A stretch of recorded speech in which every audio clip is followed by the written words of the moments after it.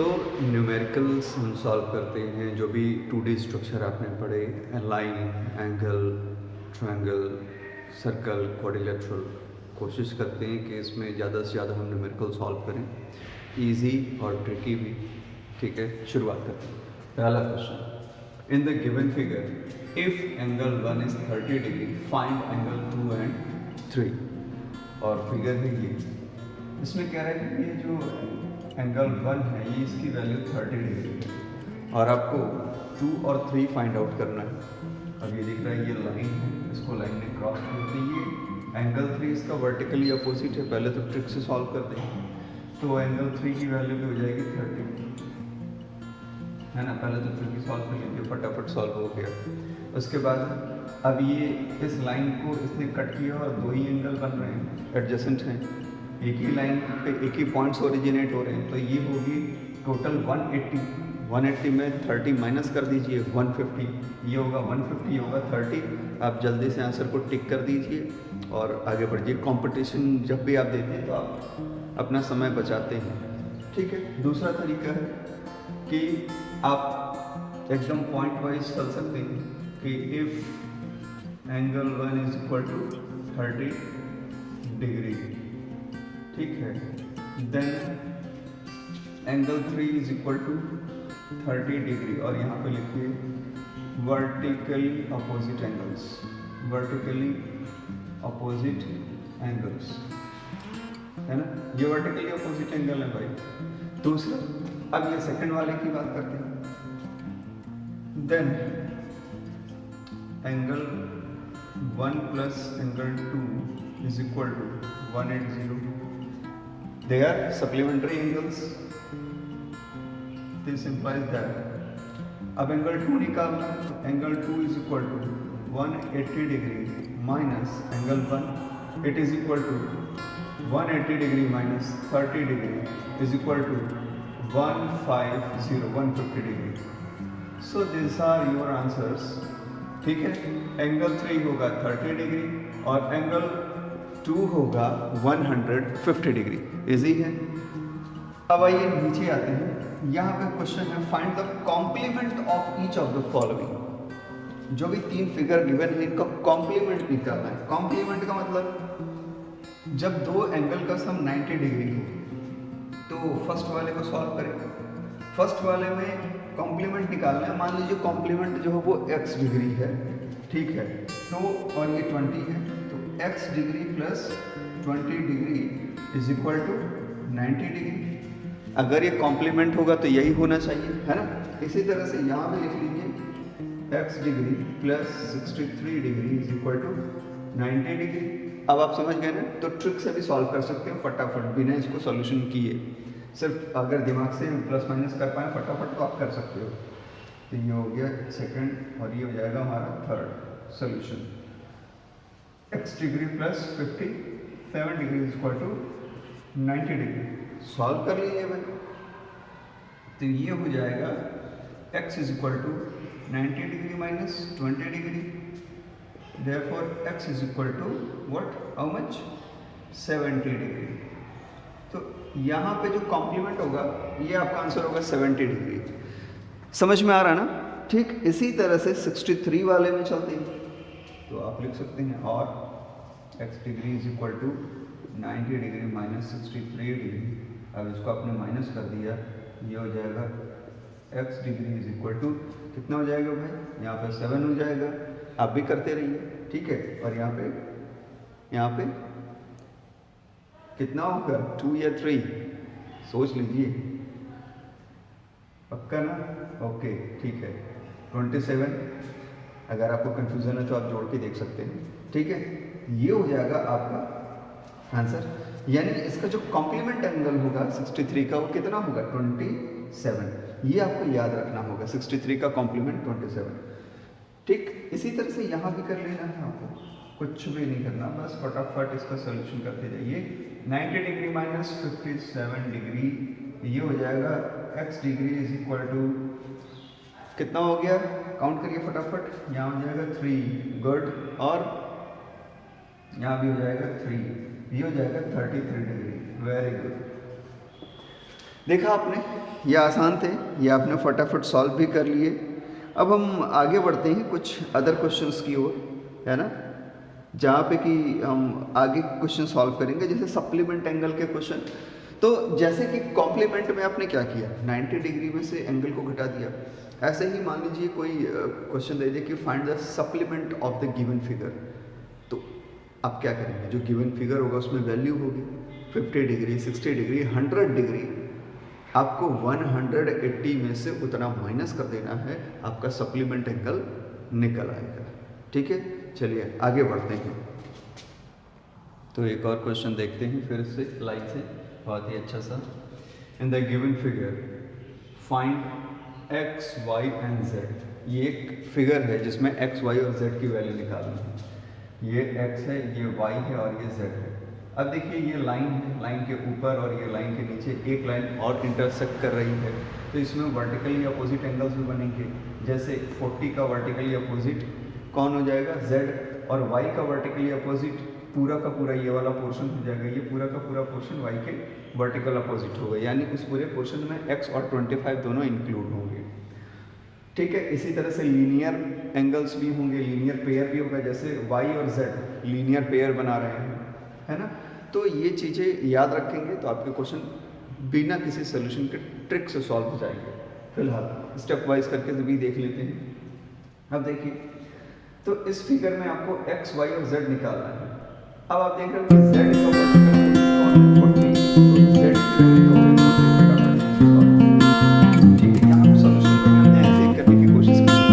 Since 40 and z are vertically opposite, therefore z is equal to 40, and since y and z form linear pair, therefore y plus 40 plus 40, y plus 40 is equal to 180, क्योंकि linear pair क्या होते हैं 180 बनाते हैं। ठीक है, तो y की वैल्यू हो गई 140, y की वैल्यू हो गई 140। अब आपको इस फिगर में दिख रहा है कि y वर्टिकल तो इसका मतलब ये टोटल एंगल कितना होना चाहिए, अब इसमें 25 की वैल्यू x निकालना है, पॉसिबल हो गया। Therefore, since we see clearly that y and x plus 25 are vertically opposite angles, therefore x plus 25 is equal to y। y बराबर होते हैं, वर्टिकली अपोजिट है, बराबर होते हैं। y की वैल्यू 140, तो x की वैल्यू आ गई 150। Thus, आप कह सकते हैं कि x is equal to 1 y is equal to 0 and z is equal to 40। Clear है ना? ओके, एक और question find the value of x in each of the following figures for continuing L parallel to M। पहले वाले में इस वाले में आप देखेंगे इस वाले में 100 और x की वैल्यू आपको निकालनी है, एक दूसरे के पैरेलल हो जाता है। शॉर्टकट ट्रिक यूज करिए, बाई अगर ये पैरेलल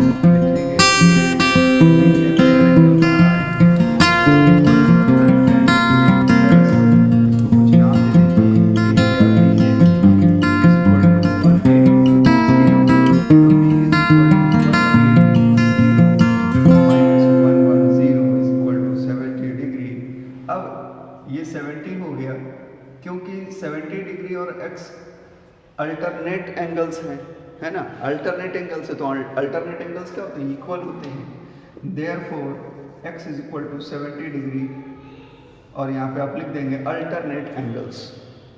तो ऐसे भी सॉल्व कर सकते हैं और शॉर्टकट भी सॉल्व कर सकते हैं। सेकंड फिगर में समझते हैं, ठीक है। सेकंड फिगर में क्या है भाई, कि ये 100 गिवन है, ये लाइन L अब की बार इधर है और M यहाँ पे है, और आपको कंडीशन ऑलरेडी गिवन है कि L और M पैरेलल होंगे। ठीक है, तो कह रहा कि x की वैल्यू निकालो। अब एक लाइन है जो इंटरसेक्ट कर रही है, एक और लाइन है जो इंटरसेक्ट कर रही है, A और B। कंफ्यूज करने के लिए दिया है, कंपटीशन में ऐसे ही करते हैं। ठीक है, ये 100 जो गिवन है इसके लिए x, अगर आप फिगर को ऐसे कर लें तो ये क्या हो गया, लाइन के एक तरफ बना, पैरेलल लाइन पे बना है तो करस्पॉन्ड हो गया तो इक्वल हो गया, यानी x की वैल्यू 100 डिग्री है। सीधे सीधे इसमें कहीं आपको कोई भी प्रॉब्लम, कोई भी कंफ्यूजन होना ही नहीं चाहिए। वो मतलब सीधा सीधा आंसर ही हो जाएगा आपका 100। इसमें 80 डिग्री जो दिया है इसका कहीं भी कोई भी रोल नहीं है। ठीक है भाई, ये करस्पॉन्डिंग एंगल हो गया, करस्पॉन्डिंग एंगल है तो x की वैल्यू इसके बराबर होगी, मतलब 100 होगी। 80 का कोई रोल यहाँ पे है ही नहीं कंफ्यूज करने के लिए, और अक्सर कंपटीशन में ऐसा होता है।